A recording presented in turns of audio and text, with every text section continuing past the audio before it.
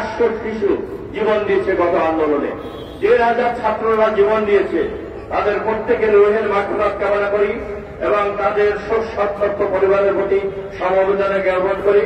আমি শুধু একটাই বলতে চাই, এই সরকার গত 16 বছর বিগত সরকার কলকারখানা বন্ধ করে দিয়ে শ্রমিকদের বেকার করেছে, শ্রমিকদের ন্যায্য মূল্য দেয়নি, তাদের অধিকার প্রতিষ্ঠা করেনি। অথচ আমাদের প্রাণপ্রিয় নেত্রী দেশনেত্রী বেগম খালেদা জিয়া যখন প্রধানমন্ত্রী ছিলেন 3 বারে এবং শহীদ রাষ্ট্রপতি জিয়া রহমান শ্রমিক বান্ধব সরকার ছিলেন, শ্রমিকের অধিকার প্রতিষ্ঠা করেছেন। বিএনপি রাষ্ট্রীয় ক্ষমতায় গেলে আগামী দিনের রাষ্ট্রনায়ক তারেক রহমানের নেতৃত্বে শ্রমিক, কৃষক, মেহনতি মানুষের অধিকার ন্যায্য মজুরি প্রতিষ্ঠা করে শ্রমিকদের রাজপথে কখনো আন্দোলন করতে হবে না, তাদের ন্যায্য অধিকার মজুরি ফিরিয়ে দিয়ে একটি গণতান্ত্রিক শ্রমজীবী মানুষের মুক্তির জন্য একটি গণতান্ত্রিক শাসন ব্যবস্থা কায়েম করে সুখী সমৃদ্ধশালী একটি বাংলাদেশ আমরা গঠন করব, যেখানে কোনো বৈষম্য থাকবে না, শোষণ থাকবে না, ন্যায় বিচার, ক্ষুধামুক্ত, দারিদ্র্যমুক্ত একটি স্বনির্ভর বাংলাদেশ।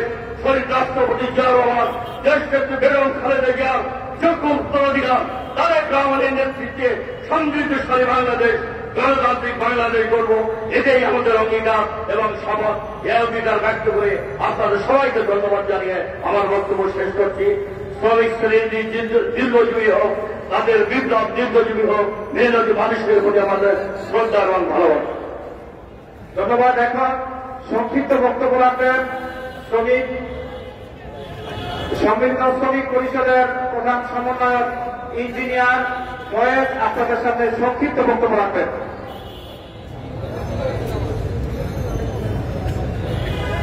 বাংলাদেশ জাতীয়তাবাদী রিক্সাভ্যান অটো চালক দল মঞ্চ উপবিষ্ট প্রধান অতিথি, বিশেষ অতিথি, কেন্দ্রীয়, মহানগর এবং সারা দেশ থেকে আগত নেতৃবৃন্দ, আপনাদের নিশ্চয়ই মনে আছে আমরা 21টি সংগঠন মিলে একটা শ্রমিক কনভেনশন করেছিলাম। আমরা কিছু দাবি দাওয়া পেশ করেছিলাম এই স্বৈরাচারী ফ্যাসিবাদী মাফিয়া শেখ হাসিনার পতনের জন্য। আমরা একটা গণতান্ত্রিক পরিবেশ চেয়েছিলাম, একটা গণতান্ত্রিক সময় চেয়েছিলাম, কিন্তু অদৃষ্টের পরিহাস। আপনাদের নিশ্চয়ই মনে আছে গত বছর অক্টোবরে এইখানে কি সংঘটিত হয়েছিল। সেই সময়ও পুলিশের গুলি বম পড়ে গিয়েছিল। আমরা দেখেছি এই ফ্যাসিবাদ জুলাই অভ্যুত্থানে কিভাবে জনগণের উপর হত্যাযজ্ঞ চালানোর জন্য 14 দল মিলে নির্দেশনা জারি করে গণহত্যা চালিয়েছে। এই ফ্যাসিবাদের অবসান হয়েছে ছাত্র, শ্রমিক, জনতার গণ-অভ্যুত্থানের মধ্য দিয়ে। এই ফ্যাসিবাদী চক্রের পতনের পর আমরা চেয়েছি এখানে একটা গণতান্ত্রিক পরিবেশ তৈরি হবে এবং অন্তর্বর্তীকালীন সরকারকে আমরা বলেছি একটা নির্দিষ্ট সময়ের মধ্যে আপনারা নির্বাচন দিন, নির্বাচনের একটা রুটম্যাপ রচনা করুন, তারপরে বাংলাদেশের গণতন্ত্র আমরা বিনির্মাণ করব এবং বাংলাদেশকে সামনে নিয়ে যাব। সম্মিলিত শ্রমিক পরিষদের পক্ষ থেকে আগত সমস্ত শ্রমিককে, শিক্ষাচালক ভাই বোনদেরকে আমি আমার সংগঠনের পক্ষ থেকে রক্তিম শুভেচ্ছা জানিয়ে শেষ করছি। দুনিয়ার মঙ্গল এক হোক। ধন্যবাদ। এখন আপনাদের সামনে বক্তব্য রাখবেন আজকের এই সমাবেশের প্রধান বক্তা, জাতীয়তাবাদী শ্রমিক দলের প্রধান সমন্বয়ক, দেশনেত্রী বেগম খালেদা জিয়ার বিশেষ সহকারী প্রখ্যাত শ্রমিক নেতা অ্যাডভোকেট শামসুর রহমান শিমুল বিশ্বাস আপনাদের সামনে বক্তব্য রাখবেন।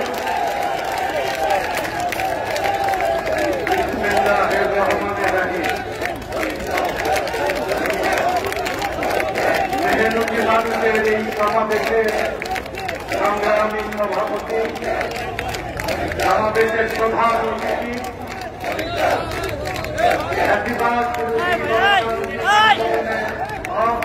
জুলাই বিপ্লবী নেতা,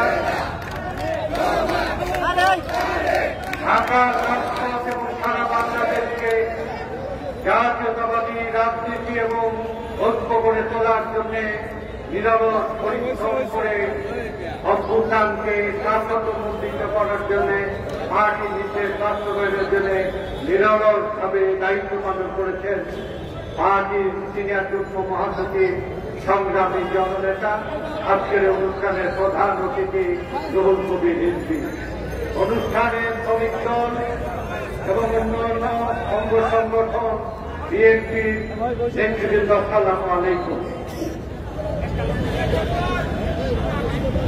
জুলাই গণহত্যার বিভিন্ন তালিকা আমাদের সংবাদ মাধ্যমের কর্মীরা প্রকাশ করেছেন। যুগান্তর প্রকাশ করেছেন 1423, 8/1423। এই যুগান্তরের প্রকাশ করেছেন সেপ্টেম্বর মাসে। এরই মাঝে অনেকেই ইতিমধ্যে চিকিৎসাধীন অবস্থায় মৃত্যুবরণ করে প্রায় 1556 জন ইতিমধ্যে হত্যার শিকার হয়েছে। বিবিসি সহ আন্তর্জাতিক প্রচার মাধ্যম 15 জুলাই থেকে 5 আগস্ট পর্যন্ত এই হত্যাকাণ্ডকে গণহত্যা হিসাবে অভিহিত করেছে। এই গণহত্যার বিরুদ্ধে শান্তিপ্রিয় সমস্ত মানুষ, ছাত্র, শ্রমিক, জনতা মিলে 5 তারিখের অভ্যুত্থানে ফ্যাসিবাদের পতন ঘটিয়েছে। এই ফ্যাসিবাদের এই পতনের স্মরণে যারা জীবন আর রক্ত দিয়েছে তাদের স্মরণে আজকের এই সবাই যারা জীবন দিয়েছে তাদের রোহের মাগফিরাত কামনা করছি। তাদের এই ত্যাগ যেন বৃথা না যায়। যে সমাজের পরিবর্তন এবং ন্যায় প্রতিষ্ঠার জন্য, সমাজে বৈষম্যহীন রাষ্ট্র গঠনের জন্য যারা জীবন দিয়েছে, জাতীয়তাবাদী দল ফ্যাসিবাদের পতনের 3 দিনের মাথায় ঢাকা নগরে এক বিশাল সমাবেশ করে সেই সমাবেশে বেগম খালেদা জিয়া, তারেক রহমান বক্তব্য রেখেছিলেন, এই রক্ত আমরা বৃথা যেতে দেব না, এই রক্তের উপযুক্ত ন্যায় বিচার আগামী রাষ্ট্র গঠনের মাধ্যমে আমরা তার প্রতিদান দিতে চাই। আমি সংক্ষিপ্তভাবে বক্তব্য শেষ করার আগে আপনাদের কাছে 3টি উদাহরণ আমি রাখতে চাই। ব্রিটিশ ভারতে 200 বছর স্বাধীনতা এবং মুক্তির লড়াইয়ে যে সাম্রাজ্যবাদের দালালি করেছিল, স্বাধীনতার পরে তাদের যে পরিণতি হয়নি, বাংলাদেশের স্বাধীনতার বিরুদ্ধচারী যে সমস্ত দালালেরা তাদের যে পরিণতি হয়নি, এরশাদের শাসনের বিরুদ্ধে এরশাদের দোষরদের যে পরিণতি হয়নি, এই আগস্ট বিপ্লবে আওয়ামী লীগের এমন করুণ পরিণতি আমাদের শিক্ষা দেয়, তুমি বার বেরো না, যদি বার মানলে তার কি করুণ পরিণতি হয়। আমরা এই পরিণতি থেকে তারপর দুনিয়ার গণতান্ত্রিক রাজনৈতিক শক্তি এ থেকে শিক্ষা গ্রহণ করবে। আগস্ট বিপ্লব পৃথিবীর ইতিহাসে একটা স্মরণীয় ঘটনা হয়ে থাকবে। এই আগস্ট বিপ্লবে অসম্ভবকে সম্ভব করার জন্য শ্রমিকার ছাত্র জনতার মিলিত যে রক্ত ধারা, যে গণহত্যার মুখে নিয়ে জীবন বাজি রেখে এই পরিবর্তন করেছে, অসম্ভবকে সম্ভব করেছে, আর এই অসম্ভবকে ফ্যাসিবাদের একটা দৃষ্টান্ত স্থাপন করেছে। আজকে হাসিনা তারপরেও শিক্ষা না হয়ে ভারতের মাটিতে পালিয়ে থেকে দেশে শান্তির পক্ষে অবস্থান রাখিয়ে, গণতন্ত্রের পক্ষে অবস্থান রাখিয়ে হিংসা বিদ্বেষকে প্রতিটি মুহূর্তে উস্কানি দিচ্ছে। তাদেরই হিংসায় প্রথম ফ্যাসিবাদের পতনের পর দেশ গোড়া হঠাৎ করে ডাকাতি শুরু হল। তাদের উস্কানিতে আনসার বিদ্রোহের নামে সরকারি প্রশাসন ব্যবস্থাকে অচল করে দেওয়ার চেষ্টা করা হল। তাদের উস্কানিতে পাহাড়ে আধিপত্যবাদের উস্কানিতে সশস্ত্র বিদ্রোহ রচনা করল।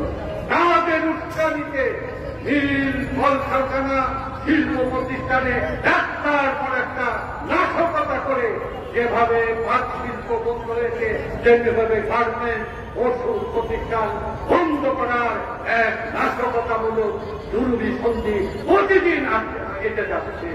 10 তারিখে আপনি একটি বায়বীয় ঘোষণা দেওয়ার পরে তারা একজনও পথে নামেনি। আমরা তদন্ত করে পেয়েছি একটা লোক তাদের কথাই নামেনি। কিন্তু অতি উৎসাহী পুলিশ তাদের কৃতিত্ব দেখানোর জন্য 3 জনকে গ্রেফতার করে ট্রাম্পের ছবি আর হাসিনার ছবি মিলে একটা তারা কৃতিত্বের জন্য, এটাও সত্য ঘটনা নয়। আজকে আওয়ামী লীগ ঘোষণা করেছিলেন আমরা আর কখনো আমেরিকায় যাব না। আজকে কি করুণ পরিণতি, ট্রাম্পের ছবি নিয়ে তাকে রাজনীতিতে পুনর্বাসিত হতে হবে। আজকে আমি এই কথাই বলতে চাই, ৭৫-এর 15ই আগস্ট, 3রা নভেম্বর, 7ই নভেম্বর কুদেটার পর কুদেটা, ষড়যন্ত্রের পর ষড়যন্ত্র করার পরে আওয়ামী লীগের পতনের পরে বাংলাদেশের গণতন্ত্রকামী আমরা আশা করেছিলাম আওয়ামী লীগ ভবিষ্যতে গণতন্ত্রের ভিত্তিতে গণতন্ত্রের রাজনীতির তারা পথে ফিরে আসবে। ফিরে আসেনি। 5ই আগস্টের পরও এতটুকু তাদের পরিবর্তন হয়নি। এই পরিবর্তন নিশ্চিত করার জন্য বাংলাদেশকে সত্যিকার অর্থে নিরাপদ সার্বভৌম বাংলাদেশ হিসাবে গড়ে তোলার জন্য এই ফ্যাসিবাদের দোষর এবং এই ফ্যাসিবাদের প্রধানের উপযুক্ত বিচার বাংলাদেশের মানুষ দেখতে চায়। যে শ্রমিকার ছাত্ররা রক্ত দিয়ে এই পরিবর্তন নিশ্চিত করেছে, এই বাংলাদেশকে আগামী দিনে কল্যাণময় উপযোগী বাংলাদেশ গড়ে তোলার জন্য অনিবার্য আমাদের কাছে কর্তব্য হিসেবে রয়েছে সকল অপরাধের নিরপেক্ষ বিচার করতে হবে দেশকে স্থিতিশীল এবং গণতান্ত্রিক ধারায় নিয়ে আসার জন্য।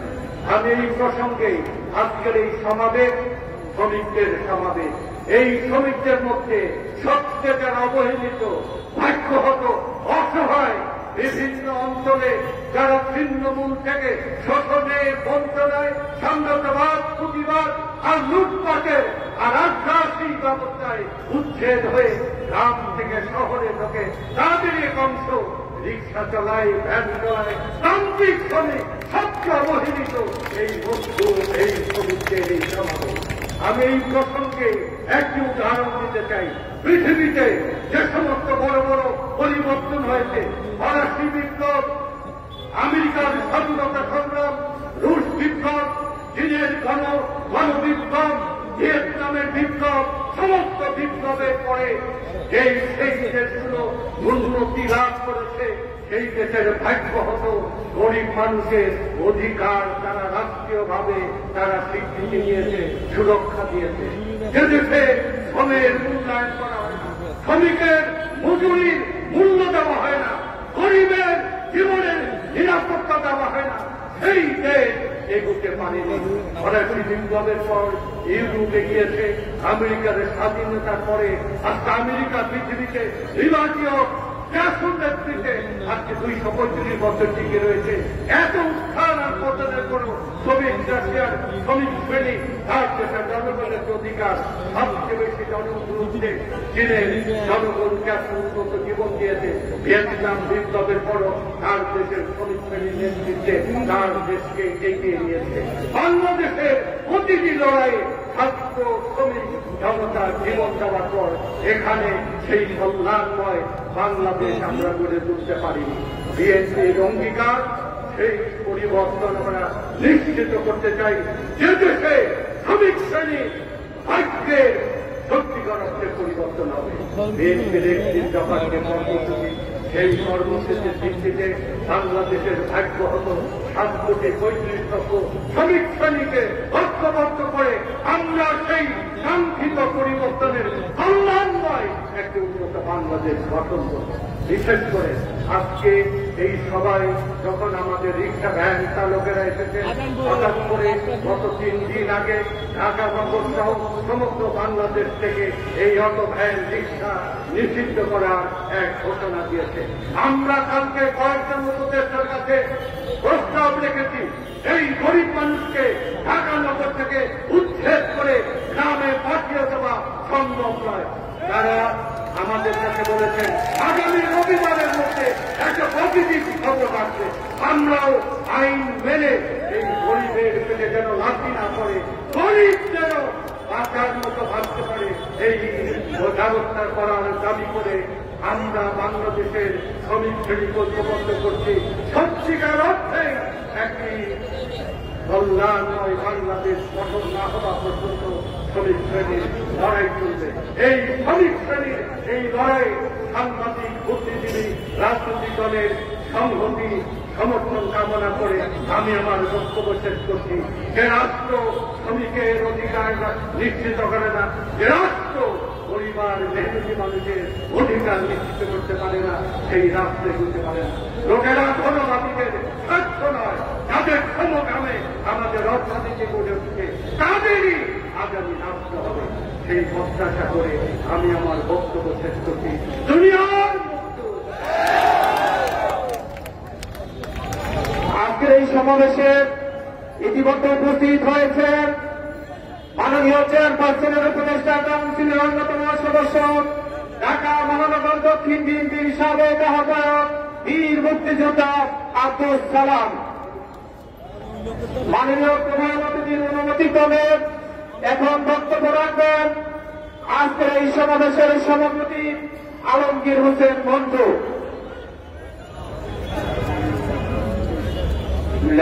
আসসালামু আলাইকুম। আজকে মঞ্চ উপস্থিত কেন্দ্রীয় নেতৃবৃন্দ এবং সাংবাদিকবৃন্দ ভাইরা, আবিষ্কার সবাইকে আসসালামু আলাইকুম। বন্ধুরা আমার, 27 তারিখ থেকে মিছিল এবং 28 থেকে আমরা রাজপথে দীর্ঘদিন লড়াই করে গেছে 25 হাসিনা সরকারের বিরুদ্ধে। দুঃখের বিষয় ভাই, টিভি হারুনের অত্যাচারের, টিভি হারুনের অসহ্যাচারের আমাদের দুঃখ হয়েছিল। ও যেভাবে মারছে, তার মার খেলে জীবনে ভয় জানায়, ও নির্যাতন আমার করেছে। আমি চাই ওই টিভি হারুন স্বরাষ্ট্রমন্ত্রী হয়ে যান, ওখানে মানুষের টুকরা টুকরা করে ফাঁসি দেওয়া হোক, তোমার টুকরা টুকরা করে ফাঁসি দিলে হোক, আমাদের সেই কষ্ট ভোলা যাবে না। এখনো কেন তাদেরকে আইনের আত্মায় আনা হল না, আমি দেখতে চাই। আমাদের নিরীহ সেই রিক্সা চালক ভাইদের আমাদের সামনে গুলি করে ওই স্বরাষ্ট্রমন্ত্রী পাঠামাটা মেরেছে, ওই দৃঢ় আলুন আমাদের নির্যাতন করেছে প্রতিদিন ভাই।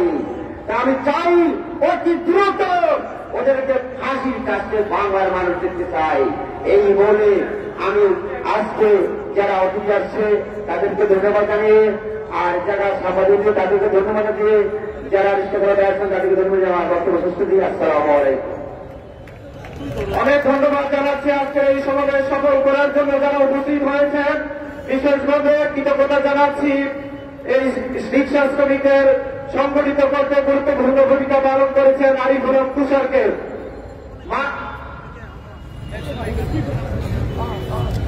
এখন আপনাদের সাথে সংহতি প্রকাশ করবেন আজকের এই অনুষ্ঠানের অন্যতম বিশেষ অতিথি বিএনপির মাননীয় চেয়ারপারসন উপদেষ্টা কাউন্সিল অন্যতম সদস্য বীর মুক্তিযোদ্ধা জনাব আব্দুল সালাম।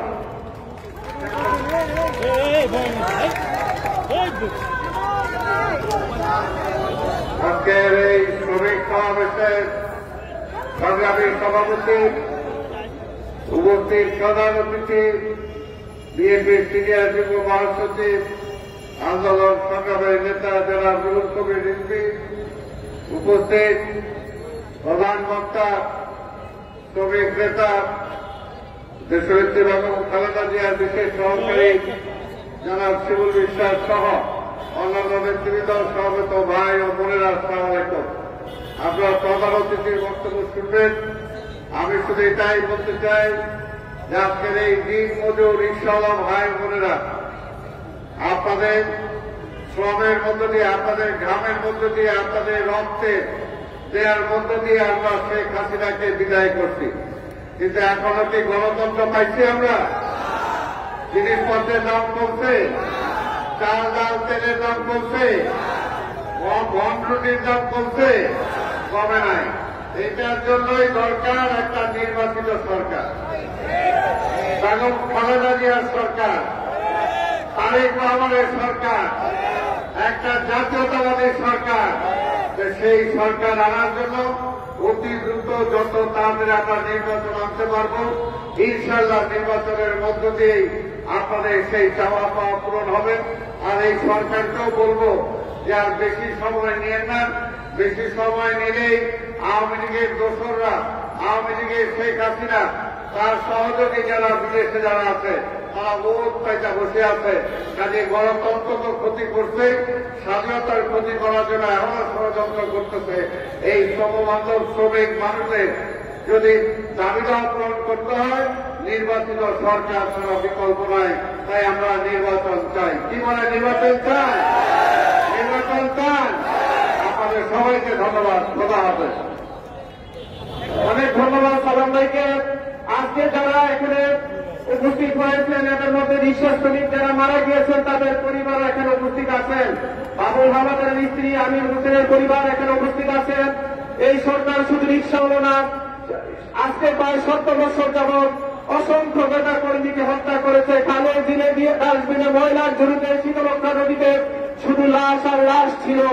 আজকের অনুষ্ঠানের সমাবেশের প্রধান অতিথি হিসাবে বক্তব্য রাখবেন বিএনপি সংগ্রামী সিনিয়র যুগ্ম মহাসচিব, রাজপথের সাহসী সৈনিক, সকল যন্ত্রকে দুর্দিনে এই অফিসকে যিনি আগলে রেখেছেন, আমাদের প্রিয় নেতা, লঞ্চিত জননেতা অ্যাডভোকেট রুহুল কবির রিজভী আহমেদ প্রধান অতিথি হিসাবে এখন বক্তব্য রাখবেন advocate Ruhul Kabir Rizvi Ahmed.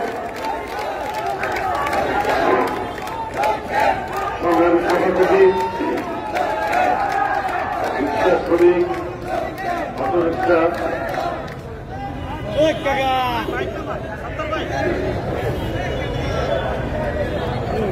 Rickshaw van auto চালক দল আয়োজিত এই প্রতিবাদ সমাবেশের সভাপতি, উপস্থিত রয়েছেন বিএনপির গুরুত্বপূর্ণ সব নেতৃবৃন্দ, সালাম ভাই, শ্রমিক নেতা সুমন বিশ্বাস রায়, ঢাকা মহানগর উত্তর দক্ষিণের নেতৃবৃন্দ ফিরোজ সহ এখানে সংগঠক যারা, সকলকে আন্তরিক প্রীতি এবং শুভেচ্ছা জানাই। সন্ধ্যা সমাগত, মাগরিবের আজান আর কিছুক্ষণের মধ্যেই দেবে। আমার কিছু বলা জন্য বলা হয়েছে প্রধান অতিথি হিসেবে, এ আর কত বলব। আমি এবং আমরা যারা কারাগারে ছিলাম, আমি সুমন বিশ্বাস আরো সব নেতৃবৃন্দ, 6 তারিখে আমরা মুক্ত হয়েছি। 5 তারিখে শেখ হাসিনার পতন, তারপরে মুক্ত হয়েছি। আমরা আগের দিন পর্যন্ত, 5 তারিখের আগের দিন পর্যন্ত রিমান্ডে ছিলাম এবং আমরা জানতাম না আমাদের ভাগ্যে কি আছে। শেখ হাসিনার পতন না হলে আমাদের অধিকাংশের গলায় ফাঁসির দড়ি ঝুলতে, এক ভয়ঙ্কর বিপদের মধ্যে দিয়ে আমরা গণতন্ত্রের জন্য লড়াই করেছি। 6 তারিখে যখন আমরা বেরিয়ে আসছি কারাগার থেকে, এতটি রক্তাক্ত ঘটনা, এত লাশ, ছাত্র জনতা, তার মধ্যে এত শ্রমিকের যে লাশ, এত রিক্সা চালকের যে লাশ, শেখ হাসিনা তাদের যে জীবন কেড়ে নিয়েছেন, লাশ ফেলেছেন, এটা পরবর্তীতে জানতে পারলাম। যাত্রাবাড়ি থেকে শুরু করে এই অঞ্চলে যখন যায়, বিভিন্ন বস্তি এলাকায় এই মানুষরা তো ভালো জীবনযাপন করতে পারে না। ওদের ইনকাম অনুযায়ী, তাদের আয় অনুযায়ী তো তারা পেট ভরে খেতে পারে না। প্রতিদিন রিক্সা চালালে হয়তো 1 কিংবা 2 বেলা খেতে পারে, কিন্তু এরাও গণতন্ত্রের পক্ষের এক দুর্জয় সাহসী সৈনিক হিসেবে নিজের জীবনকে দিয়ে দিতে পারে, এইরকম অনাকারে নিজের জীবন আত্মদান করতে পারে। এইটা আমি সেদিন দেখেছি। সেই বাসায় বাসায় একদিকে দেখেছি কান্নার রং, আরেকদিকে দেখেছি ওই পরিবারের কি অদম্য সাহস, কি আত্মপ্রত্যয়, যে তার স্বামী মারা গেছে, তার সন্তান মারা গেছে, কিন্তু তারপরেও তারা যে সত্যের জন্য, তারা যে ন্যায়ের জন্য লড়াই করেছে, সেইটা আমরা দেখেছি প্রস্ফুটিত হতে। তার পায়ের চেহারা দিয়ে ওই মৃত, ওই সাদা কর্মচারী রিক্সা চালকের স্ত্রীর চেহারায়, তার সন্তানের চেহারায় আমরা সেইটা ফুটে উঠতে দেখেছি। বন্ধুরা আমার, একটি কথা আছে আমাদের দেশে প্রভাব, যে ঢেকি ছিলেন তো সেখানে ধান ভাগে, সেই ঢেকি স্বর্গে গেলেও নাকি ধান ভাগে। আর এখন দেখি ঢেকি নরকে গেলেও ধান ভাগে। শেখ হাসিনা পালিয়েছেন 5 তারিখে। যে শেখ হাসিনা তার যুবলীগ ছাত্রলীগকে নানা প্রলোভন দিয়েছেন, আশ্বাস দিয়েছেন, তোমরা নামো, তোমরা প্রতিহত করো। প্রতিহত মানে তুমি গুলি করো, তোমরা হত্যা করো, এর ফ্রি লাইসেন্স দিয়েছে শেখ হাসিনা। কিন্তু তারপরে আপনি নিজের বোনকে নিয়ে একা পালিয়ে গেলেন, যুবলীগ ছাত্রলীগকে ফেলে দিয়ে, শ্রমিক লীগকে ফেলে দিয়ে, মৎস্যজীবী লীগকে ফেলে দিয়ে, হাই আপনি নেত্রী, নিজের জীবন বাঁচাতে আপনি নিজে পালিয়ে চলে গেলেন, আর যাদেরকে দিয়ে আপনি হত্যা করালেন, জীবন কেড়ে দিলেন গণতান্ত্রিক কর্মীদের। সেই সমস্ত পুলিশ কর্মকর্তা 2-1 জন পালিয়েছে, সবগুলোকে রেখে দিয়ে আপনি পালিয়েছেন।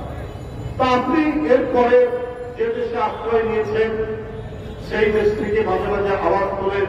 আমি কাছাকাছি আছি, ভিডিও ভাইরাল হয়, সেই ভাইরালে শোনা যায় তিনি বলেন আমি কাছাকাছি আছি দূরে নয়, নেতা কর্মীদের উৎসাহিত করার জন্য।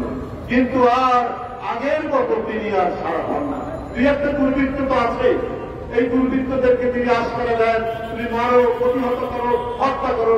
ইতিমধ্যে 2-3 জনকে হত্যাও করিয়েছেন এই দুষ্কৃতিকারীদের দ্বারা।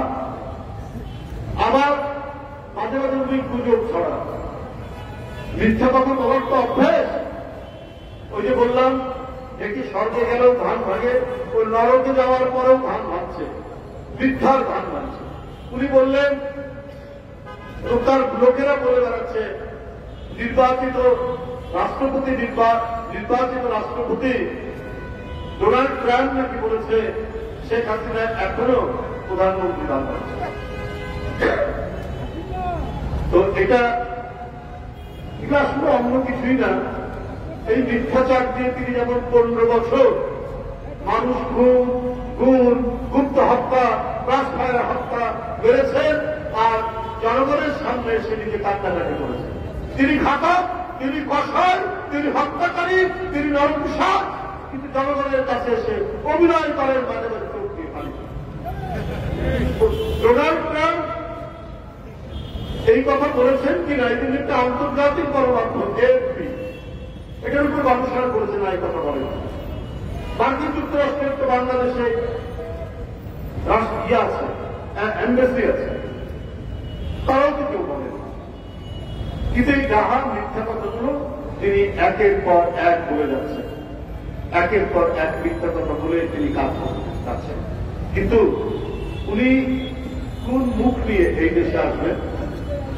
এদেশের জনগণ তো একেবারে নির্জীব, নিষ্প্রাণ, পাথর নয়। আপনার অপকর্ম, আপনার অপকীর্তি, আপনার ঘাতকের যে নিষ্ঠুর চেষ্টা 15 বছর ধরে বাংলাদেশের জনগণ দেখেছে। আপনি কত নির্মল হতে পারেন? আপনি নিজের ক্ষমতা, নিজের গতিকে নিশ্চিত করার জন্য আপনি আশা করে আপনার পছন্দসই পুলিশ অফিসারদেরকে দিয়ে আপনি বলতে পারেন যে তোমরা হত্যা করো, তোমরা মারো, তাতে কোনো যায় আসবে না। আর তার পুলিশ কর্মকর্তারা বলেছে পুলিশ সদস্যদেরকে যে তোমাদের কাছে বন্দুক দেওয়া হয়েছে, তোমাদের কাছে গুলি দেওয়া হয়েছে, এটা পকেটে রাখার জন্য নয়। তাই মিছিলের আওয়াজ শুনলে, জনসভার আওয়াজ শুনলে নির্দ্বিধায় গুলি চালিয়েছে বেনজিরের পুলিশ বাহিনী, আপনার মনিরের পুলিশ বাহিনী, হারুনের পুলিশ বাহিনী। এইটা ছিল শেখ হাসিনার দুঃশাসন।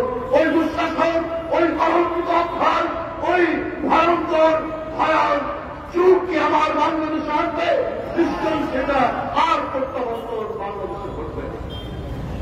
বন্ধুরা আমার, ওইটা করতে পারে না। এত লুটপাট আপনার ব্রিটেনের ব্রিটিশ দ্বীপপুঞ্জ বলে একটি জায়গা আছে ব্রিটিশ ভার্জিন দ্বীপপুঞ্জ। ওইখানে এর কারণ শেখ হাসিনার অত্যন্ত ঘনিষ্ঠ লোক, অত্যন্ত প্রিয় লোক, প্রিয় ব্যবসায়ী, যাকে একের পর এক মনে করছে অন্যের ব্যাংক কেড়ে নিয়ে তাকে দিয়ে দেওয়া হয়েছে। সেই এর কারণে প্রায় 18টি ব্যবসা প্রতিষ্ঠান পাওয়া যাচ্ছে, 18টি ব্যবসা প্রতিষ্ঠান পাওয়া যাচ্ছে।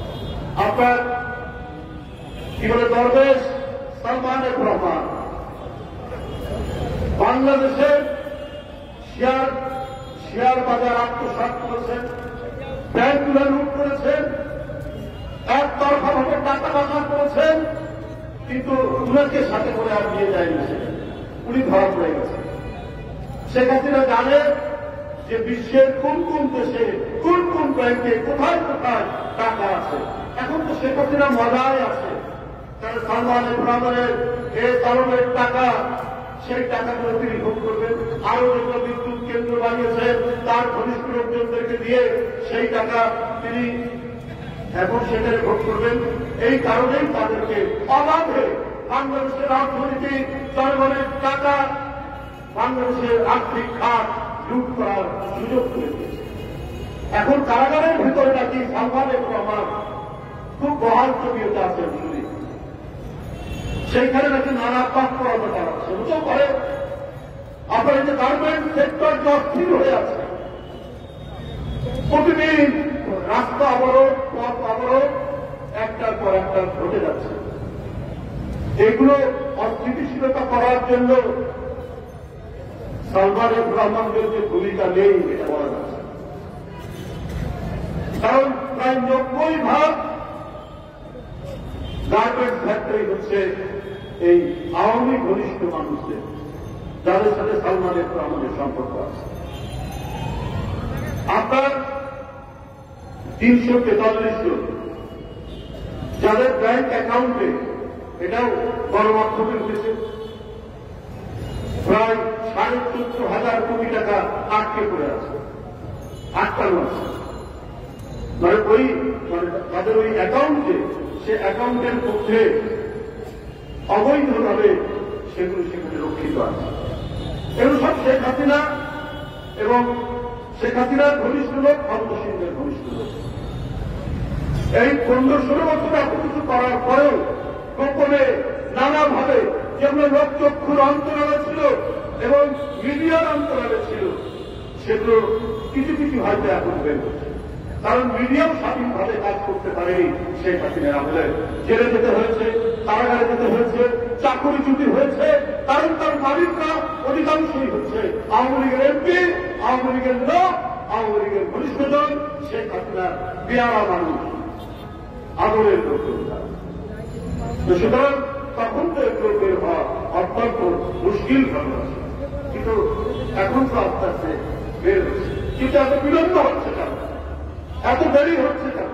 আমি বাংলাদেশ ব্যাংকের গভর্নরকে বলতে চাই, ব্যাংক বিমায় নির্বাচন করে হচ্ছে শ্রমিকরা, শ্রমিক কর্মচারীরা। গতকাল গণমাধ্যমে একটি নিউজ দেখলাম যে অফিসার কল্যাণ কি একটা সমিতি তারা নির্বাচন করেছেন, সেখানে আওয়ামী লীগের সমর্থিত লোকরা বিজয়ী হয়েছে। এইটা কি করে সম্ভব? হ্যাঁ, 15 বছরে ছাত্রলীগ, যুবলীগ দেখে দেখে অফিসার নিয়োগ করা হয়েছে, সবকিছু নিয়োগ করা হয়েছে, কিন্তু এই নির্বাচনটা হলো কি করে? আবার তারা ইউনিভার্সিটির মতো, ইউনিভার্সিটি যেমন সাদা দল আছে, নীল দল আছে, তেমনি তারা আবার রং বেরঙের আবার সেইখানটায় বিভিন্ন সংগঠন করেছে অফিসাররা। এইটা আমিও ব্যাংকের চেয়ারম্যান ছিলাম, আমি কখনোই ব্যাংকের অফিসারদের একটা কল্যাণ থাকতে পারি, কিন্তু সেখানে রং বেরং, নীল দল, সাদা দল বা কোন রাজনৈতিক দল, তাদের কোন সংগঠন থেকে আমরা জানি না। এইটা উদ্দেশ্য প্রণোদিত। বাংলাদেশ ব্যাংকের গভর্নর সাহেব, আপনি অনেক মাঝে মাঝে দেখি আপনি আন্দোলনের যে স্প্রিট, সেই স্প্রিট অনুযায়ী কথা বলেন, এজন্য আপনি ধন্যবাদ দেব না। কিন্তু আপনার ওইখানে কি হচ্ছে? তারা এখানে নির্বাচন করছে, আবার ভরাও করে বলে যে তারা নাকি আওয়ামী লীগ সমর্থিত নীল দল সেখানে জিতেছে। আজকে যে ঘাপটি মেরে থাকা যে টাকাগুলো এই টাকাগুলো পাচারের ক্ষেত্রে এই লোকরাই জড়িত আছে, এদেরকে অ্যাপয়েন্টমেন্ট দেওয়া হয়েছে 15-16 বছর ধরে, তারা এখন ভিতরে ষড়যন্ত্র করছে। আপনি তাদেরকে চিহ্নিত করে তাদের বিরুদ্ধে ব্যবস্থা নিচ্ছেন না কেন? কি এমন ঘটনা হয়েছে যে এই মুহূর্তে দ্বন্দ্বের সাথে বলতে পারে এর কারণ কি, এর ঘটনা কি, কোথায় কি হচ্ছে? আমরা শেক্সপিয়ারের একটি হ্যামলেট নাটকের একটি ডায়লগ প্রায় বলি, something is rotten in the state of Denmark.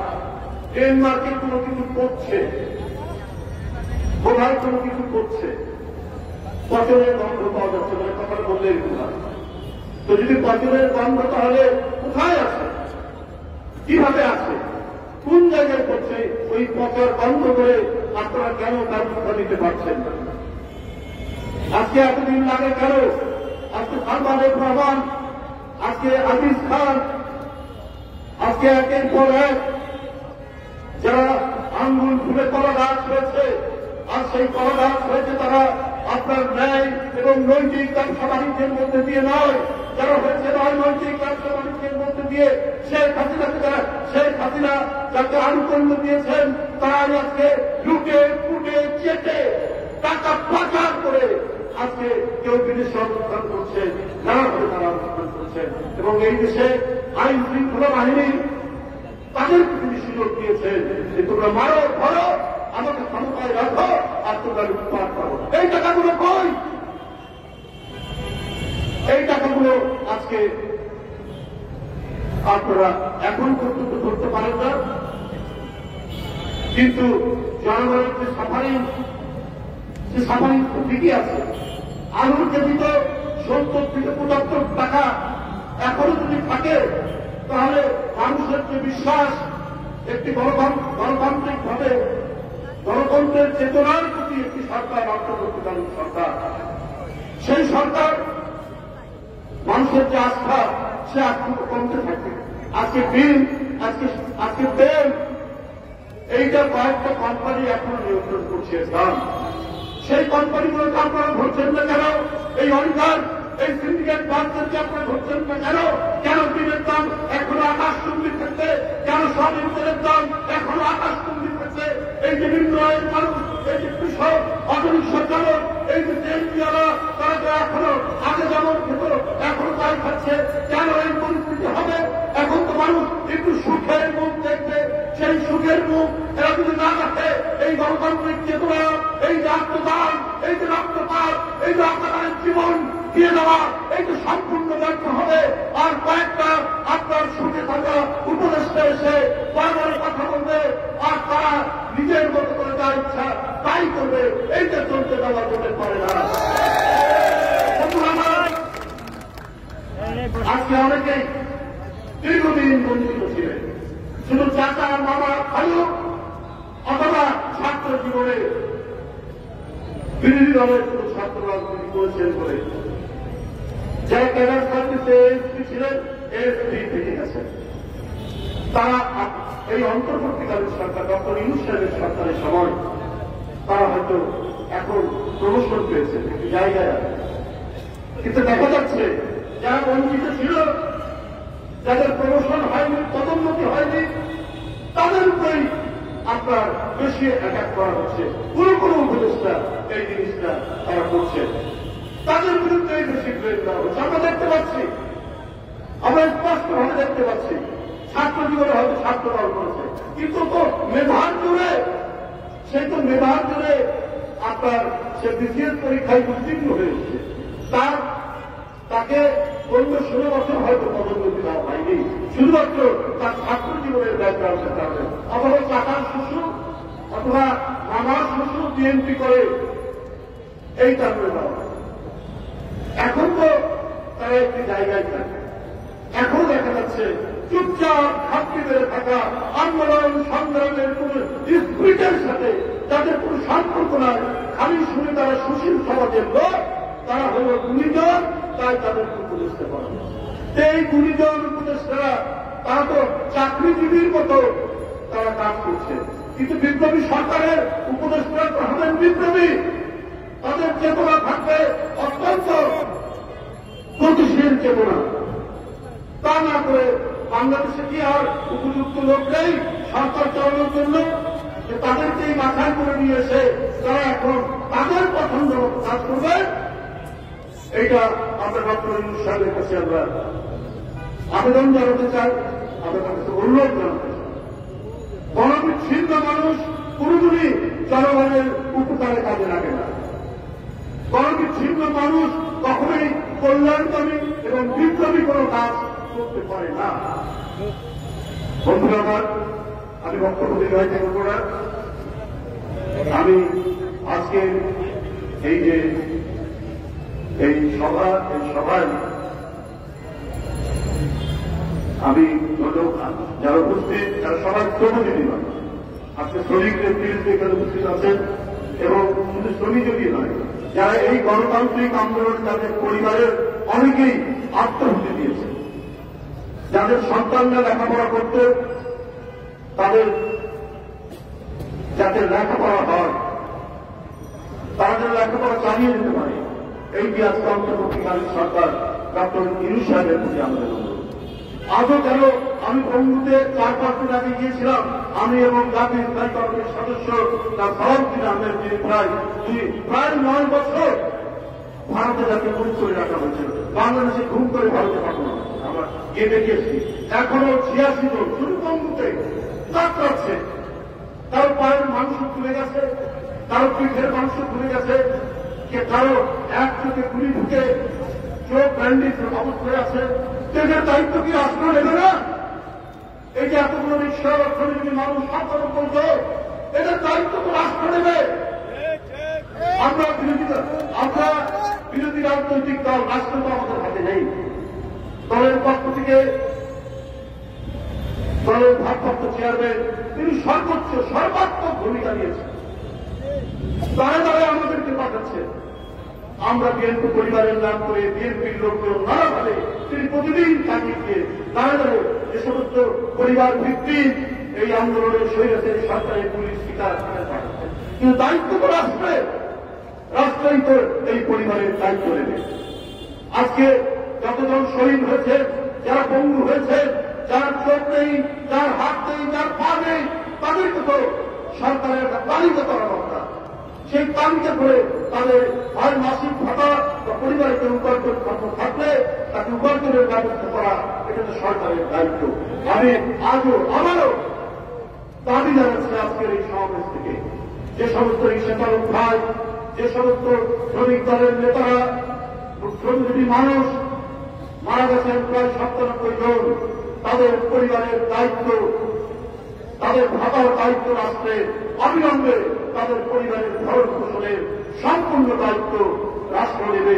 এই দাবি আমি করছি অন্তর্বর্তীকালীন সরকারের কাছে। যারা পঙ্গু হয়েছেন, যারা পঙ্গুত্ব পালন করেছে, যারা এখনো হাসপাতালে কাতরাচ্ছেন, তাদেরকে আসল চিকিৎসা দিয়ে তাদেরও পরিবারের যাতে কোনো ধরনের কষ্ট না হয় সেই ব্যবস্থা অন্তর্বর্তীকালীন সরকার করবে। এই বলে আপনাদেরকে সমস্ত সবাইকে সম্মানী সালাম জানিয়ে আমার বক্তব্য শেষ করছি। খোলা হবে বাংলাদেশ জিন্দাবাদ।